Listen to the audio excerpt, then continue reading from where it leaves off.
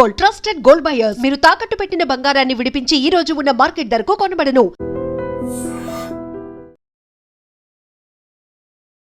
Sudden గా America అధ్యక్షుడు Donald Trump వైఖరిలో మార్పు వచ్చిందా?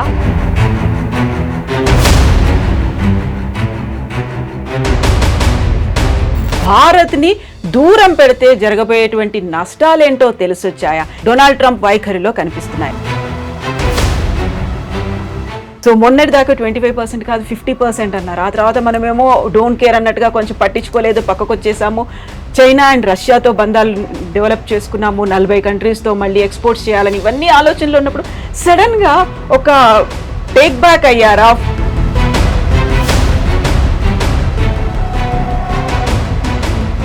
ట్రంప్ ఒక రియల్ ఎస్టేట్ సేల్స్మెన్, ఓనర్ అని చెప్పుకోవచ్చు. ట్రంప్ మెయిన్ స్ట్రాటజీ ఏంటంటే భారతదేశంతో డీల్ చేస్తున్నప్పుడు ఆయనకు ఒక మోడల్ ఏముండే,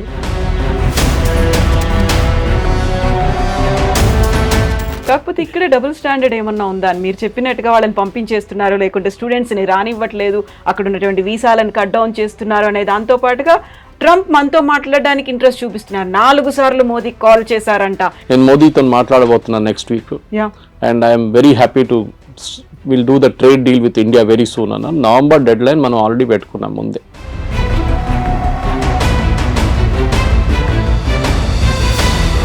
సో ఇక్కడే మనం చాలా స్టబ్బన్గా ఉన్నాం. మోదీ స్టబ్బన్గా ఉన్నాడు కాబట్టి అక్కడ కొంచెం టోన్ డౌన్ చేశాడు ట్రంప్. మనకి ఇప్పుడు తప్పని పరిస్థితుల్లో మన దగ్గరకు వస్తున్నారు అనేది. యువర్ ఎనిమీస్ మై ఫ్రెండ్ అంటాం ఇంగ్లీష్లో. సో న్యాచురల్లీ మనం యుఎస్తో మన గొడవ ఉన్నాం, మనం చేసాం డైరెక్ట్ చైనా దగ్గరికి వెళ్ళాం. అండ్ లక్కీలీ ఎస్సీఓ సమిట్ ఉండే ఆ టైంలో పుటిన్ కూడా వచ్చారు. దానికన్నా ముందు రాలేదు, పుటిన్ రాలేదు, జీ రాలేదు లాస్ట్ ఎస్సీఓకి.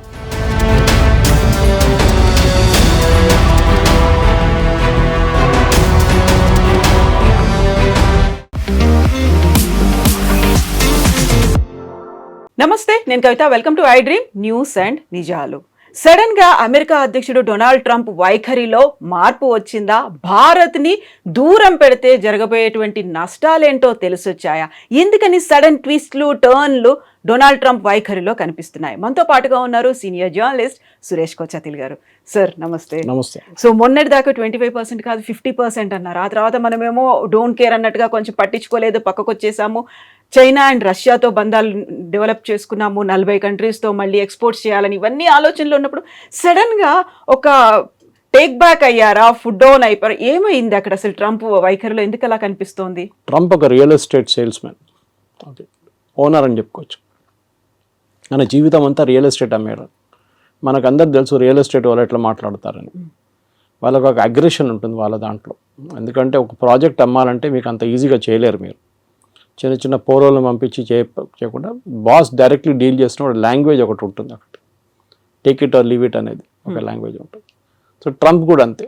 సో ఆయన ఒకసారి ప్రెసిడెంట్ అయ్యారు, మళ్ళీ ఈ లాస్ట్ నెక్స్ట్ టైం మళ్ళీ ప్రెసిడెంట్గా వచ్చారు.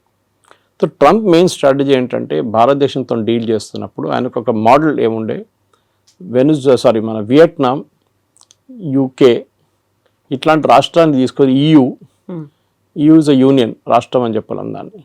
వీళ్ళందరినీ ఎగ్జాంపుల్గా తీసుకొని భారతదేశాన్ని కూడా మనం ఏమైనా చేసుకోవచ్చు, ఏమైనా చేయొచ్చు అని చెప్పి అనుకున్నారు. దాంట్లో 2 కారణాలు ఉన్నాయి. ఒకటి, రష్యన్ ఆయిల్ గురించి మాట్లాడతారు. రష్యన్ ఆయిల్ మీద మన మీద ఎంత కోపం ఎందుకు? మనకన్నా ఎక్కువ చైనా కొంటున్నారు, మనం ఎప్పుడో చెప్పాం, ఎన్నోసార్లు చెప్పాం. US పలేడియం కొంటున్నారు, యురేనియం హెక్సాఫ్లోరైడ్ కొంటున్నారు, ఫర్టిలైజర్ కొంటున్నారు రష్యా దగ్గర నుంచి. టర్కీ మనకన్నా ఎక్కువ ఆయిల్ కొనుక్కుంటున్నారు. కానీ వీళ్ళు ఎవరిని ముట్టకుండా మన మీద వచ్చి పడ్డారు. ఆబ్వియస్ రీజన్ ఏంటంటే భారతదేశంలో ఉన్న 2-3 ప్రైవేట్ రిఫైనరీస్, దాంట్లో ఒకటి జియో, ఒకటి నారా, ఒకటి వీళ్ళు మెయిన్గా ఇంపోర్ట్ చేశారు. రష్యా నుంచి ఇంపోర్ట్ చేసి రిఫైన్ చేసి యూఎస్కి అమ్మారు, యూరోప్కి అమ్మారు, ఈవెన్ యుక్రెయిన్కి అమ్మారు. సో అమెరికన్ కంపెనీస్ ఈ ఫీల్డ్లో పనిచేస్తున్నాయి ముందు. ఏది? రిఫైనింగ్లో. అంటే క్రూడ్ ఆయిల్ తెచ్చుకొని రిఫైన్ చేయడం, దాన్ని పెట్రోల్ చేయడమో దాన్ని డీజిల్ చేయడమో ఉంటుంది. అక్కడ పెద్ద దెబ్బ. ఎందుకంటే అమెరికన్ రిఫైన్ కంపెనీస్ ఇప్పుడు వెళ్ళి ట్రంప్ దగ్గర ఏడుస్తున్నారు. భారతదేశంలో ఉన్న కంపెనీలు దీనికన్నా ముందు మనం ఎప్పుడు ఇంత అగ్రెషన్ భారత్ కంపెనీలో చూడలేదు మనం. అఫ్కోర్స్ IOCL కానీ, BPCL కానీ, HPCL వాళ్ళు కూడా కొంటున్నారు, కానీ క్వాంటిటీస్ తక్కువ ఉంది రష్యా నుంచి. మనమే $40 కొంటున్నాం, ఇంకో $5 షిప్పింగ్ కాస్ట్, రిఫైనింగ్ కాస్ట్ పెట్టుకుంటే 45, 48. మనం 60కి అమ్ముతున్నాం.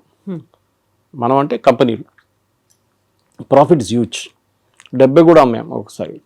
ఎందుకంటే ఒకసారి మన యుక్రెయిన్ వార్ మొదలైనప్పుడు 200 దాకా పోతుంది డౌట్ ఉండే పర్ బ్యారల్ US డాలర్. దాన్ని తగ్గించడానికి అప్పుడు బైడెన్ ఇచ్చిన ఒక సజెషన్ ఏంటంటే భారతదేశం రష్యా దగ్గర నుంచి కొనుక్కోండి మీరు, ఎందుకంటే మనకు రూబుల్ ట్రేడ్ ఉండే రష్యాతోనే. మనం ఇంటర్నేషనల్ వాళ్ళు ఎందుకంటే స్విఫ్ట్ అనే ఒక ఇంటర్నేషనల్ ఫైనాన్షియల్ సిస్టమ్ ఒకటి ఉంది. ఆ స్విఫ్ట్ సిస్టమ్ ఏం చేస్తారంటే ఇప్పుడు మనం యూపీఐ ఎట్లా చేస్తాం ట్రాన్సాక్షన్, స్విఫ్ట్ కూడా అట్లనే ఇంటర్ బ్యాంక్ ట్రాన్సాక్షన్స్ ఉంటుంది వాళ్ళకి. దాంట్లో స్పెసిఫిక్గా అమెరికా కావాలని చెప్పి యూరోప్తో కలిసి రష్యాని బ్యాన్ చేసి పడేశారు.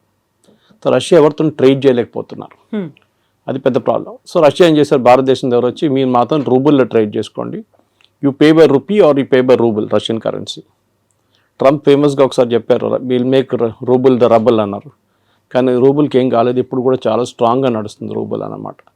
సో ఈ యొక్క పెద్ద దేనికంటే ఇది అందరూ అనుకుంటారు ట్రంప్కి ఇంత కోపం ఎందుకు కోపం అంటే ట్రంప్ వాళ్ళ ఫ్రెండ్స్ ఫైనాన్స్ ఆయన ఎలక్షన్ ఫైనాన్స్ చేసిన వాళ్ళు ఈ చాలా మట్టుకు ఈ ప్రైవేట్ రిఫైనరీస్ వాళ్ళు దాంట్లో చాలా వాళ్ళు ప్రాఫిట్స్ ఇప్పుడు దాకా సంపాదించారు. సడన్గా భారతదేశంలో ఉన్న కంపెనీలు వచ్చి మొత్తం ప్రాఫిట్స్ అన్ని కొట్టుకుపోయారు. సో అది కోపం అన్నమాట. So it is nothing to do with బిఆర్ బయింగ్ రష్యన్ ఆయిల్, దాంతో రష్యాకి డబ్బులు వస్తుంది, దాంతో యూక్రెయిన్ మీద బాంబులు వేస్తున్నారని. మనకన్నా ఎక్కువ దీనికి ఉన్న న్యాచురల్ గ్యాస్ జయశంకర్ గారు చెప్పారు ఒకసారి, మనకన్నా ఎక్కువ మనం ఒక నెలలో కొంటున్న క్రూడ్ ఆయిల్ యూరోప్ హాఫ్ డేలో గ్యాస్లో కొనేస్తుంది. ఎందుకంటే వాళ్ళకి వింటర్ టైంలో హీటింగ్కి గ్యాస్ కావాల్సి వస్తుంది. హంగరీ పోలాండ్ కొంటున్నారు. మొన్న ఆ పైప్ లైన్ మీద యూక్రెయిన్ వాళ్ళు వచ్చి బాంబు వేస్తే ప్రెసిడెంట్ ట్రంప్ తిట్టారు పట్టుకొని యూక్రెయిన్ని. ఎందుకంటే రష్యా నుంచి వెళ్తున్న ఆయిల్ ఆలోచించండి, రష్యన్ టెరిటరీ నుంచి హంగరీ పోలాండ్కి వెళ్తున్న పైప్ లైన్ ఆయిల్ పోతుంది, దాని నుంచి ఆయిల్ వెళ్తుంది వాళ్ళకి ఎవ్వరికి ప్రాబ్లం లేదు, మనం కొనుక్కోకూడదు. So this was the first problem. రెండవది ఏంటంటే మన ట్రేడ్ టాక్స్. ట్రంప్ ఏమనుకున్నారు, అన్నిటికీ 0%. సరే అండి చేస్తాం. ఇప్పుడు మీరు ఒక ప్రోడక్ట్ అమెరికా నుంచి యాపిల్ తెస్తారండి, యాపిల్ అమ్ముతున్నాడు, లోకల్ యాపిల్లో ఎగ్జాంపుల్ తీసుకుందాం, డజన్కి 200 రూపాయలు అనుకున్నాం, లేకుంటే డజన్కి హాఫ్ డజన్కి 200 అనుకుంటాం.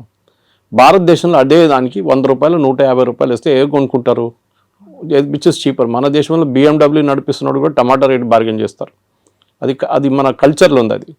సో మీరు US నుంచి వచ్చిందని చెప్పి కొనడం ఫస్ట్ నాకు గుర్తుంది, ఇప్పుడు కూడా చిన్నప్పుడు కేరళకి వెళ్తున్నప్పుడు మా నేటివ్ ప్లేస్కి దుబాయ్ పెద్ద ఫ్యాషన్ అప్పుడు, I'm talking of late 70s.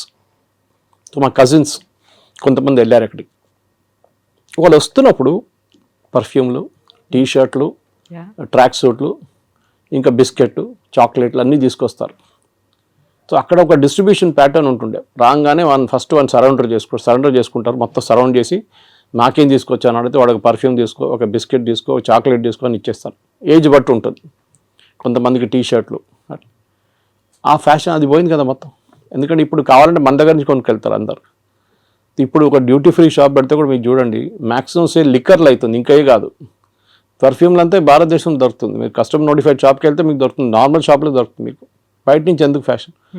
US problem ఏంటంటే మా ప్రోడక్ట్ మేము భారతదేశంలో అమ్మాలి, మీరు డ్యూటీ తగ్గించండి.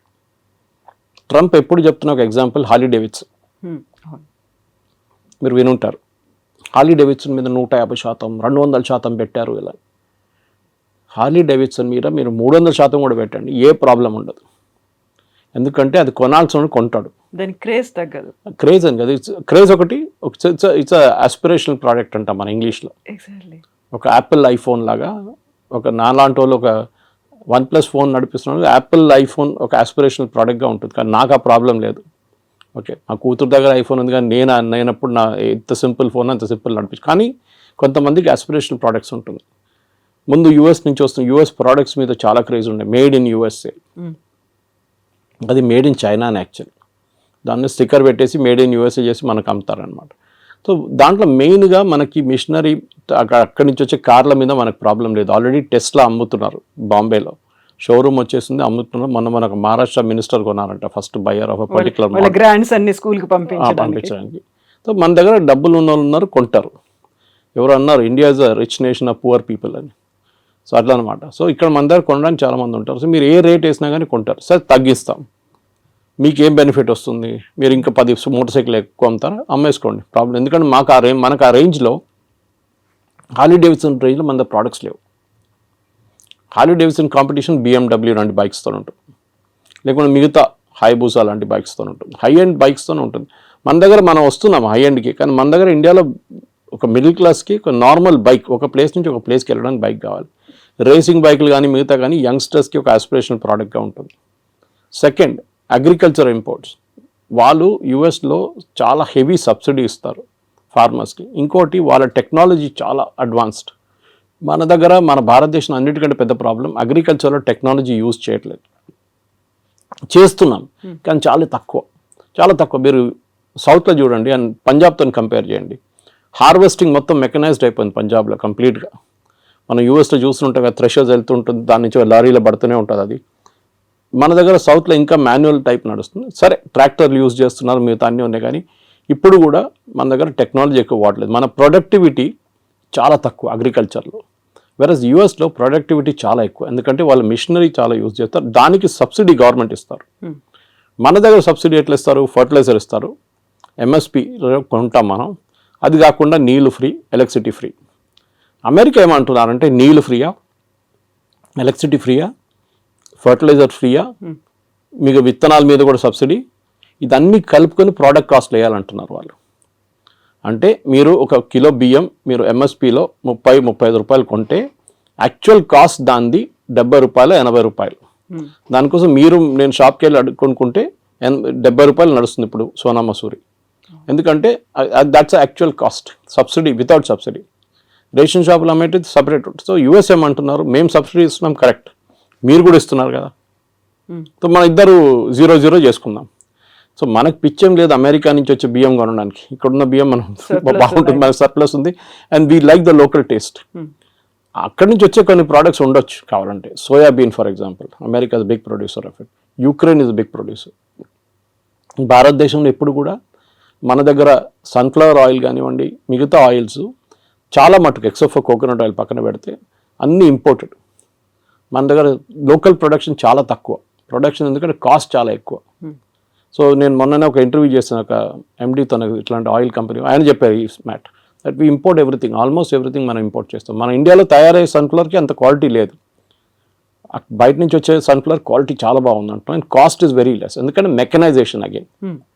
మన దగ్గర ఒక పొలాల్లో ఒక 1/2 acre 20 మంది పనిచేస్తే వాళ్ళ జీతాలు కంపేర్ టు ఒక మెకనైజ్ ప్రాసెస్ పెడితే ఏంటి, మళ్ళీ మన వాళ్ళు ఏడుస్తారు, కమ్యూనిస్ట్ వాళ్ళు స్పెషల్లీ ఏడుస్తారు, ఇది మిషన్ తీసుకొస్తే ఉద్యోగం ఉండదు కదా అని చెప్పేసి. పని ఉండదు కదా మనుషులకి, అందరూ లేబరర్స్ ఏం చేస్తారు, ఇక్కడ పొద్దున వచ్చి నిలబడతారు కదా వర్క్ కోసం, అడ్డాల్లో నిలబడతారు కదా, వాళ్ళ సంగతి ఏంటని అడుగుతారు. కరెక్ట్, అది మనకు కూడా ఇప్పుడు కూడా అగ్రికల్చర్ మీద 60% ఎంప్లాయ్మెంట్ అగ్రికల్చర్ సెక్టర్లో ఉంది మన దగ్గర. So we cannot wish that away. So but at the same time మనం ఏం చేయాలంటే ఒక ప్రొడక్టివిటీ కూడా పెంచాలి. సో అమెరికా ఏమంటున్నారు, మా దగ్గర తీసుకోండి అంటే వాళ్ళ ప్రోడక్ట్ కాస్ట్ తక్కువ ఉంటుంది. వాళ్ళు ఏ ప్రోడక్ట్ అగ్రికల్చర్ అమ్మినా కానీ తక్కువ ఉంటుంది బికాజ్ ఆఫ్ మెకనైజ్ కాస్ట్. మూడవది, వాళ్ళ దగ్గర కొనేటప్పుడు వాళ్ళు అడుగుతున్న మీరు మిల్క్ ప్రోడక్ట్స్ కొనమంటున్నారు వాళ్ళు.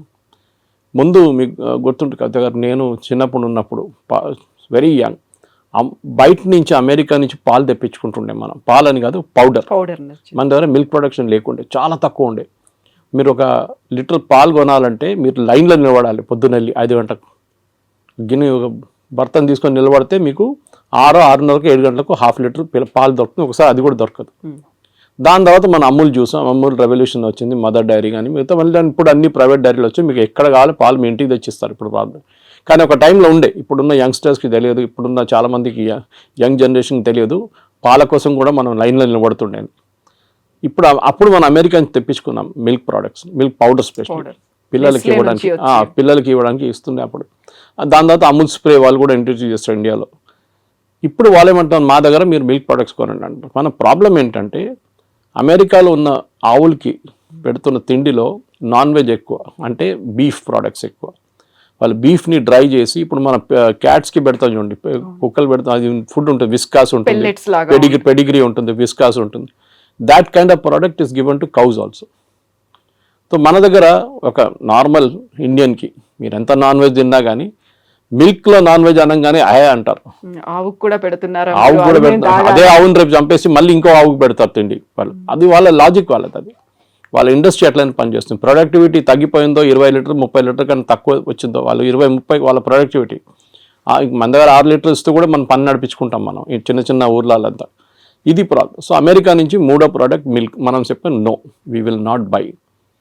మీరు తీసుకొస్తే కూడా నా లాజిక్ ఏంటంటే మీరు అలౌ చేయండి, కానీ made in America with non veg అని టేప్ పెట్టండి, ఎంతమంది కొంటారు చూద్దాం. With that red signal symbol. అదా, అది రెడ్ అయితే ఎట్లా ఉంటుంది, అది కొంతమందికి అది తెలియదు. కానీ ఇది మీరు ఒక క్యాంపెయిన్ నడిపేయండి, ఇది అమెరికా నుంచి వచ్చిన ప్రోడక్ట్, దీంట్లో నాన్ వెజ్ ఉంది, సో బీ కేర్ఫుల్. పాలలో కూడా పిల్లలకి మీ పిల్లలకి ఇదే పాలు పెడతారా, మీరు పొద్దున్న తాగే ఛాయ్ ఇదేనా, మీరు హోటల్కి వెళ్ళి తాగే ఛాయ్లో నాన్ వెజ్ ఉంటుంది, అది కావాలన్నా వద్దా అని అడిగితే న్యాచురల్లీ ఎవరు కొనరు. కానీ మిల్క్ ప్రోడక్ట్స్ బై ప్రోడక్ట్స్ ఉంటుంది, అది బహుశా కొనవచ్చు. కానీ మన దగ్గర కూడా అమూల్ లాంటి కంపెనీస్ చాలా మటుకు ప్రైవేట్ సెక్టర్లో మొత్తం ఫ్లడ్ చేసేసినాయి మార్కెట్లో. మన ముందు బటర్ కానీ చీజ్ కానీ చిన్న చిన్న వేరియేషన్స్ ఉంటుండే, ఇప్పుడు దాంట్లోనే ఒక 10 వేరియేషన్స్ వచ్చేసినాయి. సో ఈ 3 ప్రోడక్ట్స్ నేను చెప్పిన దాని ప్రకారం, ఒకటి అగ్రికల్చర్, ఒకటి ఫ్రూట్స్ అండ్ వెజిటబుల్స్, ఒకటి లెంటిల్స్ అంటే సోయాబీన్ మిగతాది, అండ్ మిల్క్. ఇక్కడ మనకు ప్రాబ్లం ఉంది. సో పీయూష్ గోయల్ గారు లాస్ట్ 1 సంవత్సరం నుంచి ట్రంప్ అధికారం వచ్చే ముందు కూడా నెగోసియేషన్స్ చేస్తున్నారు యూఎస్తో. కానీ యూఎస్కి అన్నిటికంటే పెద్ద కంప్లైంట్ ఎప్పుడైనా వెరీ హై టారిఫ్ కంట్రీ, ఇప్పుడు కూడా అంటూ ఉంటారు Trump, India is got a very high tariff అంటారు. యాక్చువల్లీ చూస్తే టారిఫ్ అంత ఎక్కువ లేదు, మనకన్నా ఎక్కువ టారిఫ్ వాళ్ళే ఇస్తున్నారు మన ప్రోడక్ట్స్ మీద. ఫర్ ఎగ్జాంపుల్ మన వైపు నుంచి వెళ్తుంది బాస్మతి రైస్ తీసుకుందాం. బాస్మతి రైస్ మనం పాకిస్తాన్, ఈ 2 దేశాల నుంచే బాస్మతి యూజువలీ ప్రొడ్యూస్ అవుతుంది. మన క్వాలిటీ కొంచెం బాగుంది పాకిస్తాన్ కన్నా. అక్కడ బాస్మతి ఎవరు యూజ్ చేస్తారు, ఇండియన్సే యూజ్ చేస్తారు. అక్కడ ఉన్న ఇండియన్ రెస్టారెంట్స్ కానీ ఇండియన్ డయాస్పోరా వాళ్ళు యూజ్ చేస్తారు. మీరు ఎక్కడి నుంచి తెప్పించుకుంటారు, టర్కీ నుంచి తెప్పించుకుంటారా బాస్మతి, అక్కడ ఉండదు వాళ్ళకి. So you have to buy, they will buy. So ఇప్పుడు మీరు $5 ఇస్తే మీరు $10 కొంటున్నారు ఇప్పుడు టారిఫ్తో. Okay, that is one.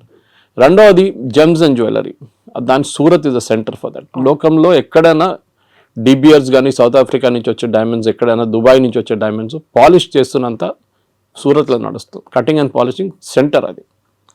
So అక్కడి నుంచి చాలా మటుకు మనం యూఎస్కి పంపిస్తాం, సెలబ్రేట్ దానికి యూజ్ చేస్తాం, ఎంగేజ్మెంట్ కానివ్వండి, వెడ్డింగ్ రింగ్స్ లాగా యూజ్ చేస్తాం. ఎందుకంటే diamond is not use for any other thing in US, మనలాగా కాదు.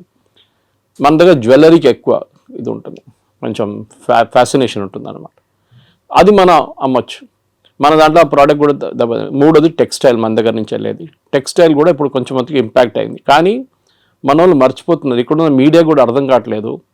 మీరు రేపు అమెరికన్ మార్కెట్ టార్గెట్ కానీ వాల్మార్ట్లో అమ్మాల్సిన ప్రోడక్ట్ మీరు ఇవాళ రాత్రి పంపారు ఇక్కడి నుంచి. క్రిస్మస్కున్న ఆర్డర్స్ ఆల్రెడీ వెళ్ళిపోయినాయి ఇక్కడి నుంచి, కంటైనర్లు వెళ్ళిపోయింది. ఎందుకంటే వాళ్ళు ముందే 3 నెలల ముందు తెప్పించుకొని దాని డిస్ట్రిబ్యూషన్ కానీ దాని బ్రాండింగ్ కానీ మొత్తం చేసిన తర్వాతనే అక్కడ కీటెక్స్ లాంటి కంపెనీ కానీ తిరుపూర్ నుంచి లుధియానా నుంచి కంపెనీ ఆల్రెడీ పంపించేస్తారు. డిసెంబర్ ఆర్డర్స్ వెళ్ళిపోయింది. ఇది మనం ఆయిల్ కొంటున్నట్లనే, ఆయిల్ ఎప్పుడు కొంటున్నప్పుడు క్రూడ్ ఆయిల్ రేపటి కోసం కొనం మనం, జనవరి ఫ్యూచర్స్ ఇప్పుడు కొంటాం మనం, well in advance you have to plan. So అట్లా, సో మన వాళ్ళకి ఈ entire position they are not understanding. కానీ పేపర్లలో మీడియాలో ఎంతమందిని పంపించేశారు ఇంటికి, వేలాది మంది ఉద్యోగం లేదు, ఏం జరగట్లేదు. Yes, there is a expansion లేదు.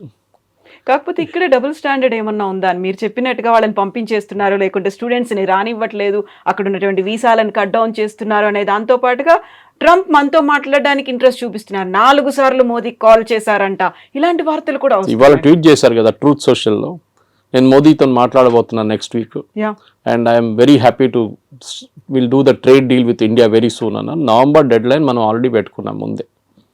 పీయూష్ గోయల్ గారు ఎన్నోసార్లు చెప్పారు that we will finish the deal by November. ఎందుకంటే ఇంత పెద్ద డీల్ని మనం ఈజీగా ఫినిష్ చేయాలి. మనం ఈయూతోని మనకు ఇంకా నడుస్తుంది నెగోసియేషన్స్.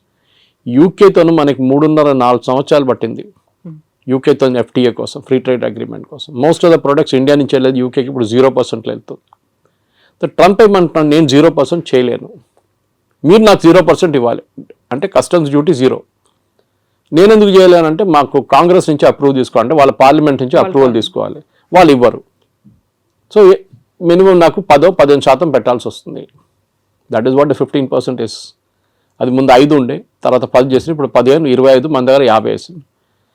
అగైన్ రష్యన్ ఆయిల్ గురించి మాట్లాడుతున్నప్పుడు సేమ్ ప్రాబ్లం. రష్యన్ ఆయిల్ని మనం ఇంకా కొంటామని చాలా క్లియర్గా ప్రధానమంత్రి చెప్పలేదు, కానీ మిగతా అందరూ మాట్లాడుతూ చెప్పారు. జయశంకర్ గారు కానీ మిగతా ఫారిన్ మినిస్టర్ మాట్లాడుతూ we will buy oil from the best source possible. ఎందుకంటే మాకు ఎంత తక్కువ రేట్లో వస్తే అంతమంది మేము అమ్ముతాము. మేము will not by expensive oil. US ఏమంటున్నారు, మా దగ్గర నుంచి ఆయిల్, షేల్ ఆయిల్ ఉంటుంది వాళ్ళ దగ్గర నుంచి దాట్ ప్రోడక్ట్ కాస్ట్ ఎక్కువ ఉంటుంది షేల్ ఆయిల్ది. అది కూడా distance of shipping it. US నుంచి ఇండియాకి తీసుకురావాలంటే ఆయిల్ మీకు వెస్ట్ ఏషియా నుంచి దగ్గర పడుతుంది. రష్యా నుంచి కూడా ఈజీగా తెప్పించుకోవచ్చు, ప్రాబ్లం లేదు, పెద్ద డిస్టెన్స్ ఏం లేదు. ఎందుకంటే రష్యాకి డిఫరెంట్ పైప్ లైన్స్ ఉన్నారు. మన గ్వాడర్ పోర్ట్ మన ఇరాన్లో డీల్ చేస్తున్నాం చూడండి. We're planning to bring the oil there. అక్కడి నుంచి మనం ఇక్కడ తీసుకురావడానికి భారతదేశం 2 రోజులు వచ్చేస్తుంది షిప్, మిగతాది 6 రోజులు 7 రోజులు తీసుకుంటుంది అనమాట. So it's all a big process. కానీ మన దగ్గర ఉన్న మీరు అడిగిన స్టూడెంట్స్ అడిగారు, ఇట్స్ అ డిఫరెంట్ థింగ్. అది దానికి ఒక పెద్ద ప్రాబ్లం ఉంది, లేదని చెప్పలేము. మన దగ్గర ఎస్పెషల్లీ తెలుగు స్పీకింగ్ స్టేట్స్లో యూఎస్కి వెళ్ళడం అనేది ఒక పెద్ద ఫ్యాడ్.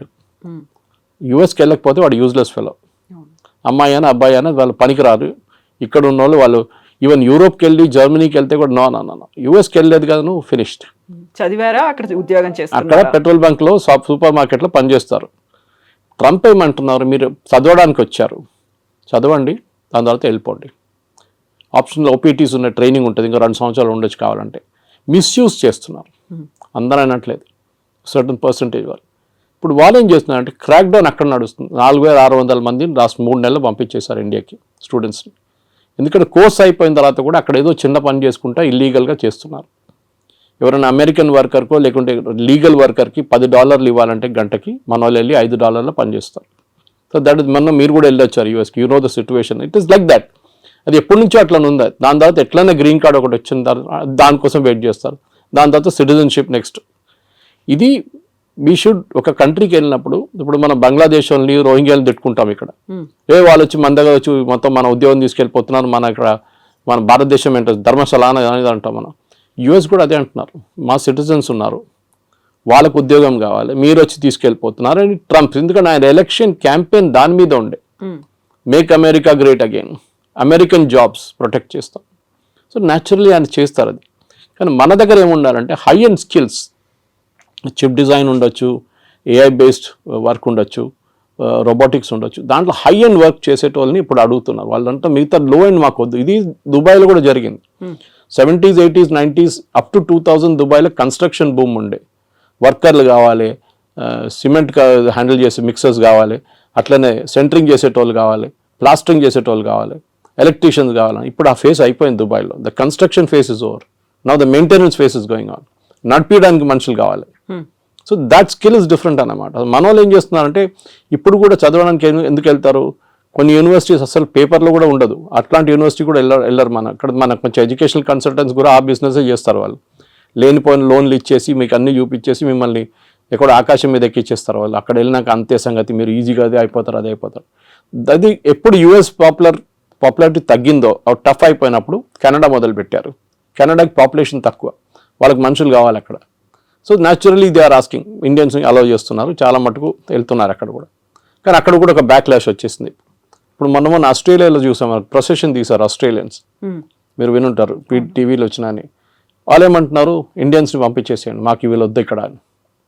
You have created that situation. So ట్రంప్ని మీరు తిట్టి ఫైదా లేదు. We should find a way to solve the problem. Modi garu ట్రంప్తో కూర్చొని మా పిల్లలకి 50,000 పిల్లలకి అడ్మిషన్ ఇవ్వండి అంటే మన దగ్గర నుంచి వెళ్ళే డబ్బులే కదా అది. We're spending billions. అక్కడ వెళ్ళి ఫీజులు కడుతున్నాం, హాస్టల్ దాంట్లో కడుతున్నాం, ఫుడ్ అండ్ అకామిడేషన్ కోసం కడుతున్నాం, చాలా ఉన్నాయి. అక్కడున్న యూనివర్సిటీకి కూడా వీళ్ళు కావాలి, లేకుంటే వాళ్ళు తాళం వేసి వెళ్ళిపోతారు.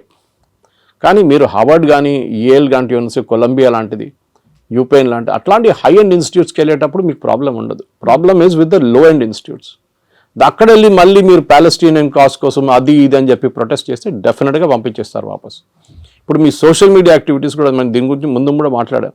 ఇక్కడ నుంచి వెళ్ళే పిల్లల సోషల్ మీడియా యాక్టివిటీ కూడా చెక్ చేస్తున్నారు. కొంతమంది డిలీట్ చేసేస్తున్నారు వాళ్ళ పాత యాక్టివిటీని. ఏదో గ్రేటా థన్బర్గ్ని లేకుంటే మన అరవింద్ కేజ్రీవాల్ని, ఫార్మర్ ప్రొటెస్ట్ని అంత సపోర్ట్ చేసిన వాళ్ళు చాలామంది ఉన్నారు మన దగ్గర స్టూడెంట్స్. ఆ బ్లడ్లో వాళ్ళు కొంచెం గరం ఉంటుంది అప్పుడు బ్లడ్ అనమాట. ఇప్పుడే సడన్గా వాళ్ళకి అర్థమైపోయింది, అది తీసుకెళ్ళి యూఎస్కి వెళ్తే వాడు వీసా ఇవ్వడు నాకు. ఇప్పుడు ఇన్ పర్సన్ వీసా రామంటున్నారు వాళ్ళు from the country of origin. If you're an Indian country, ఇండియాకి వచ్చి మీరు వీసా ఇంటర్వ్యూ అటెండ్ చేయండి. చాలా మార్పులు వస్తున్నాయి. కానీ మోదీ చేసేది ట్రేడ్ డీల్ అండ్ ట్రంప్తోని, ఎడ్యుకేషన్ డీల్ కాదు. ఎడ్యుకేషన్ డీల్ చేయాల్సింది సపరేట్ సెక్షన్ అది. దానికి మనం ఫస్ట్ ఆఫ్ ఆల్ మన వైపు నుంచి చాలా మార్పులు తీసుకురావాల్సింది. We should ensure that only the best of the students will go there. ఏదో యూఎస్కి వెళ్ళాలని కాదు, because there are enough options. మీకు జర్మనీకి వెళ్ళొచ్చు, మీరు ఫ్రాన్స్కి వెళ్ళొచ్చు, మీరు యూరోప్లో చాలా కంట్రీస్ ఉన్నాయి. ఓకే, దాని తర్వాత మన వాళ్ళు కెనడా అయిపోయిన తర్వాత ఆస్ట్రేలియాకి వెళ్ళారు, మీకు గుర్తుంటుంది, అక్కడ కూడా backlash. So let us not build a system wear Indians అనగానే వీ డోంట్ వాంట్ దమ్ అని చెప్పకుండా మనం ట్రేడ్ డీల్ కానివ్వండి, ఎడ్యుకేషనల్ డీల్ కానీ అన్ని చేయించుకోవాల్సి వస్తుంది. సో ఇక్కడే మనం చాలా స్టబర్న్గా ఉన్నాం. మోదీ స్టబర్న్గా ఉన్నాడు కాబట్టి అక్కడ కొంచెం టోన్ డౌన్ చేశాడు ట్రంప్. మనకి ఇప్పుడు తప్పని పరిస్థితుల్లో అనివార్యత ఉంది కాబట్టి మన దగ్గరకు వస్తున్నారు అనేది. జియో పాలిటిక్స్ అదే ఉంటుందండి. యువర్ ఎనిమీస్ మై ఫ్రెండ్ అంటాం ఇంగ్లీష్లో. సో న్యాచురల్లీ మనం యుఎస్తో మన గొడవ ఉన్న మనం ఏం చేసాం, డైరెక్ట్ చైనా దగ్గరికి వెళ్ళాం. అండ్ లక్కీలీ SCO సమిట్ ఉండే ఆ టైంలో పుటిన్ కూడా వచ్చారు. దానికన్నా ముందు రాలేదు, పుటిన్ రాలేదు, జీ రాలేదు లాస్ట్ SCOకి. మోదీ గారు వెళ్ళారు, ముగ్గురు కలిసి ఆ ఫోటో ఒకటి ఫేమస్ ఫోటో ఒకటి ఉంది. దాంతో ట్రంప్ భయపడి ట్రంప్ ట్వీట్ కూడా చేశారు ట్రూత్ సోషల్లో, that gone to the dark China అని చెప్పేసి. ట్రంప్కి అన్నిటికంటే పెద్ద భయం రష్యా కాదు, China. Actually economically, manufacturing wise and military wise China యూఎస్కి చాలా పెద్ద కాంపిటీషన్. రష్యా కూడా ఉన్నారనుకోండి, కానీ రష్యా యుక్రెయిన్ వార్ తర్వాత కొంచెం వాళ్ళ మ్యానుఫ్యాక్చరింగ్ దెబ్బతిన్నది, స్పెషల్లీ వాళ్ళ డిఫెన్స్ మ్యానుఫ్యాక్చరింగ్. కానీ దే విల్ పికప్, దాంట్లో ప్రాబ్లం. ఇప్పుడు మీరు రష్యన్ జీడిపి చూస్తే US జీడిపి కన్నా ఎక్కువ వాళ్ళది. కానీ వాళ్ళ ఫైనాన్షియల్ అంతా బ్లాక్ చేసి శాంక్షన్స్ పెట్టారు చాలా మటుకు. సో వాళ్ళ $300 బిలియన్ యూరోప్లో ఫ్రీజ్ అయిపోయింది వాళ్ళది. ఎస్, మనం టఫ్గా ఉన్నాం, టఫ్గా ఉండాల్సింది. టుడేస్ జియో పాలిటిక్స్లో మీరు బెండ్ అయితే మిమ్మల్ని కోసి పడేస్తారు వాళ్ళు. యూ కెనాట్, మీరు స్ట్రైట్గా నిలబడి ఫైట్ చేయాల్సిందే. So that is the main thing we need to do. So ఇట్లాంటి పరిస్థితుల్లో డెఫినెట్గా మోదీ గారు చేసిన స్ట్రాటజీని మొన్న Jerusalem post, Israeli news paper, చాలా ఫేమస్ న్యూస్ పేపర్, వాళ్ళకు చాలా మంచి ఆర్టికల్ రాశారు. They were comparing Netanyahu and Modi. గాజాలో ఒక హాస్పిటల్ మీద ఒక స్ట్రైక్ జరిగింది, ఒక బాంబ్ అటాక్ ఇజ్రాయెల్ వాళ్ళు చేసినప్పుడు దాంట్లో 6 జర్నలిస్టు, కొంతమంది డాక్టర్లు చనిపోయారు. పెద్ద గొడవ అయింది. ఇజ్రాయలీ ప్రైమ్ మినిస్టర్ నెటన్యాహు, మళ్ళీ వాళ్ళ డిఫెన్స్ మినిస్టర్, వాళ్ళందరూ చీఫ్ ఆఫ్ స్టాఫ్ అందరూ అపాలజైజ్ చేశారు వచ్చి. Within 3-4 hours. Next day, third day తెలిసింది దాంట్లో 4 హమాస్ టెర్రరిస్ట్ ఉన్నాయని. ఇప్పుడు మీరు ఆల్రెడీ అపాలజైజ్ చేసేసారు, అపాలజీ రిటర్న్ తీసుకోలేరు. Should you have weighted? So వాళ్ళు అన్నారు learn from Modi. A reaction లేరు. ట్రంప్ అదన్నారు, ఇదన్నారు, తిట్టారు, అది అన్నారు, మోదీ ఫోన్ చేయట్లేదు అన్నారు, నేను అది చేస్తాను అన్నారు. Not even a single word. దానికోసం ఇంగ్లీష్లో అంటారు పిక్చర్ స్పీక్స్ 1,000 words అని. ఆ ఫోటో పెట్టేసి ఖతం చేస్తే మొత్తం ఇంపాక్ట్ వచ్చేస్తుంది అంత. సో ట్రంప్ దానికోసం దిగొచ్చారు. ఎందుకంటే ట్రంప్కి ఇప్పుడు రష్యా చైనా కలిసే ప్రాబ్లం లేదు, వాళ్ళు న్యాచురల్ అలైస్ వాళ్ళు. కానీ అదే ఎందుకంటే ఇద్దరు డిక్టేటర్షిప్స్. మన దగ్గర అట్లా కాదు, మన దగ్గర డెమోక్రసీ ఉంది.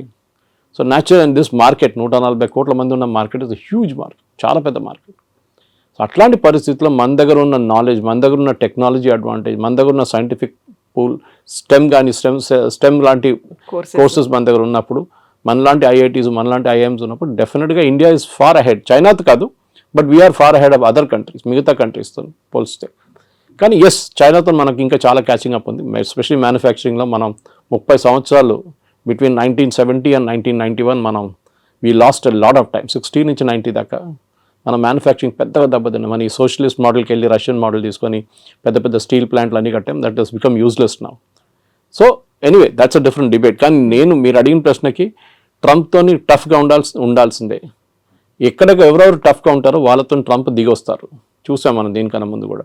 వేరస్ మెక్సికో లాంటి దేశం, ఆయన అన్నారు మనకు చాలా డ్యామేజింగ్ స్టేట్మెంట్ ఇచ్చారు ట్రంప్. డాన్స్ చేస్తే వాళ్ళు డాన్స్ చేస్తారు, నేను డాన్స్ చేయమంటే కూర్చోమంటే కూర్చుంటారని. Is telling a president of another country. ఆలోచించండి, నేను ఏం కావాలంటే చేస్తే మీరు చేస్తారు నా కోసం. ఎందుకంటే ఒకసారి చేశారు, టారిఫ్ తగ్గించామని తగ్గించేస్తాం. మనం sorry, we will not do it. మనకు కూడా ఒక ఆత్మగౌరవం ఉంటుంది, ఒకటి ఈగో ఉంటుంది, మనకి హెల్దీ ఈగో ఉండాలి అంతే. So we will not do it as a nation. ఇప్పుడు మోదీ గారికి చాలా ఈజీ ఉండే, అన్నిటి అగ్రి అని చెప్పి సంతకం పెట్టేసి అయిపోతుండే, ఈ శాంక్షన్స్ ఏమో లేకపోతుండే. కానీ లాంగ్ టర్మ్లో డ్యామేజ్ వస్తుండే మనకి. ఆ లాంగ్ టర్మ్ డ్యామేజ్ ఇప్పుడు ఉండదు. And that is the main thing. Long term damage పక్కన పెట్టేసి we have to now take care of. సరే, ట్రంప్ దిగొచ్చారు కదా, మనం కూడా మాట్లాడదాం. మనం కూడా ఇప్పుడు లేదు గుర్రం మీద కూర్చొని నేను మాట్లాడలే అని చెప్తా, అట్లా కాదు కదా. So elephant and dragon are dancing అని చెప్పి ట్రంపే చెప్పారు. అండ్ డెఫినెట్లీ ఈ యొక్క troika of power, Russia, China, ఇండియాది, మనం దాన్ని డైల్యూట్ చేయకూడదు. ట్రంప్ ఇవాళ చెప్పారు, మళ్ళీ రేపు ఇంకా చెప్తారు మళ్ళీ. US can never be trusted. 71 వార్లు అదే చేశారు. మళ్ళీ దాని తర్వాత పోఖ్రాన్ 2 చేసినప్పుడు, వాజ్పేయి గారు ఉన్నప్పుడు అదే మన మీద శాంక్షన్స్ పెట్టారు, నాట్ టారిఫ్స్ కాదు. అంటే మీరు ఒక ప్రోడక్ట్ కొనలేరు, అమ్మలేరు, ఆ పరిస్థితికి వచ్చేసాం మనం కంప్లీట్గా. మన క్రయోజెనిక్ ఇంజిన్స్ కావాలంటే మొత్తం ఆపేశారు. నంబి నారాయణ గారిని కేసులు ఇరికిచ్చారు యుఎస్ వాళ్ళు, సిఏ యూజ్ చేసి. పాపం ఆయన అసలు ఎందుకు ఆ ప్రాజెక్ట్ డిలే చేయడానికి, ఎందుకంటే వివర్ పోఖ్రాన్ చేసామని చెప్పేసి. దాని తర్వాత చూడండి ఇప్పుడు Vajpayee refuse to bend. George Fernandes ఆ టైంలో దానికన్నా ముందు కోకోకోలాని బయట తరిమి కొడితే థమ్స్అప్ గ్రో అయింది అప్పుడు. ఇప్పుడు కూడా Thums Up is #1 Indian brand. So అట్లా చాలా ఉంది. కొంతమంది అన్నారు KFC బాయ్కాట్ చేద్దాం, మన మెక్డానల్డ్స్ బాయ్కాట్ చేద్దాం, పెప్సీ తాగొద్దు, కోక్ తాగొద్దు. That's all childish. అది కాదు చేస్తే, అది మనం బంగ్లాదేశ్లో కూడా చూసాం అట్లాంటి ప్రొటెస్ట్ అంతా. మన దగ్గర మెచ్యూర్గా రియాక్ట్ కావాలి. Modi garu is dealing in very very mature manner. ఇది అయిపోయిన తర్వాత డెఫినెట్గా yes we should negotiate, and నెగోషియేషన్లో మోదీ ఈజ్ ఛాంపియన్. ట్రంపే చెప్పారు అది. గుజరాతీతో బార్గెన్ చేయడం అనేది అంత ఈజీ కాదు. And Piyush Goyal is no less chartered accountant, he knows, ఆయన మినిస్ట్రీ ఆయనకు చాలా బాగా తెలుసు. కానీ it is not his own decision, ఆయన డిసిషన్ ఒకటే కాదు కదా, it is a cabinet decision. So డెఫినెట్గా ఎన్నోసార్లు తిరిగి వచ్చారు, తిరిగి వచ్చారు. Definite we will go half వే, వాళ్ళు కూడా హాఫ్ వే రావాల్సింది. మన అన్నిటికీ మనం ఎస్ చెప్పాం, కొన్నిటికి మనం ఎస్ చెప్తాం, వాళ్ళు కూడా కొన్నిటికి ఎస్ చెప్పాలి. మనకు కూడా యాక్సెస్ కావాలి యూఎస్ మార్కెట్కి. ఎవరు వచ్చి చెప్పారు ఐటీ మీద ట్యాక్స్ పెడుతున్నారు, it's non sense thing. IT is not done that way. వీళ్ళకి అర్థం కాదు, మాట్లాడుతున్నారు కూడా అర్థం కాదు. ఎందుకు ఫార్మా మీద ఎందుకు పెట్టలేదండి 50%? వాళ్ళకి అవసరాలు ఉన్నాయి. అది ఇప్పుడు మీరు ఐటీ కంపెనీస్ మీద వెళ్తే ఏమవుతుంది, వాళ్ళ ప్రోడక్ట్స్ ఎక్స్పెన్సివ్ అవుతుంది, మనకు ప్రాబ్లం లేదు. టారిఫ్ ఎవరు కడుతున్నారు? అమెరికన్ కన్జ్యూమర్ కడుతున్నారు. ఇప్పుడు ఇండియన్స్ కట్టలేదు, చైనీస్ కట్టట్లేదు. So this the main thing you need understand. So ఇవాళ పొద్దున కూడా డిబేట్లో అడిగినప్పుడు ఇంకో ఛానల్ అడిగారు 50% ఇది మళ్ళీ పెడితే ఏమవుతుంది ఐటీ అని. ఏం కాదు. మైక్రోసాఫ్ట్ 2 లక్షల స్క్వేర్ ఫీట్ తీసుకున్నారు మన ఫైనాన్షియల్ డిస్ట్రిక్ట్లో, వాళ్ళ మెయిన్ క్యాంపస్ పక్కన. ఎందుకు తీసుకుంటారండి? They see a growth there. And అమెరికాకు ఒక్కటే కాదు కదా ఈ సాఫ్ట్వేర్ ఎక్స్పోర్ట్స్ వెళ్ళేది, లోకం మొత్తం కొంటున్నారు. విండోస్ ఆపరేటింగ్ సిస్టమ్ ఎక్కడ అన్నిట్లో ఉంటుంది, మీ ఆరకల్ ఎక్కడ కూడా వాడతారు. అమెరికా ఒకటే కాదు. It's just correct, it's a huge market, no doubt. కానీ మనం కూడా as a position of strength నుంచి మాట్లాడాలి. మా దగ్గర ఉన్న టెక్నాలజీ, మా దగ్గర ఉన్న మ్యాన్ పవర్, అండ్ మా దగ్గర ఉన్న మార్కెట్ యాక్సెస్, 140 కోట్ల మంది మార్కెట్ యాక్సెస్ కావాలంటే మీరు కూడా దిగి రావాల్సిందే. మేము కూడా కొంచెం we will also soften up, we will meet half way. అది మన స్ట్రాటజీ ఉండాలి. Yes sir, thank you so much sir. Thank you. And don't forget to subscribe to iDream. And for more videos, Please subscribe to iDream. Please subscribe to iDream. Please subscribe iDream. And please subscribe to iDream. For more videos, subscribe to iDream. please like, share and subscribe to the channel. Congratulations, iDream. Subscribe to iDream. Subscribe to iDream. So subscribe to iDream Media. iDream ki iDream team andarki huge congratulations. Please subscribe iDream Media. Please subscribe to iDream. Subscribe iDream. Please subscribe to iDream. iDream అంటే నా కళల ఛానల్ను subscribe చేసుకున్న నోరు తిరుగుతలేదు, మీరైతే గంట గుర్తు కొట్టండి. For more such videos, please subscribe to iDream. Subscribe to iDream. Please subscribe to iDream. Please subscribe iDream Media. Please do subscribe to iDream. Please subscribe to iDream Media. For best entertainment and information, please subscribe iDream.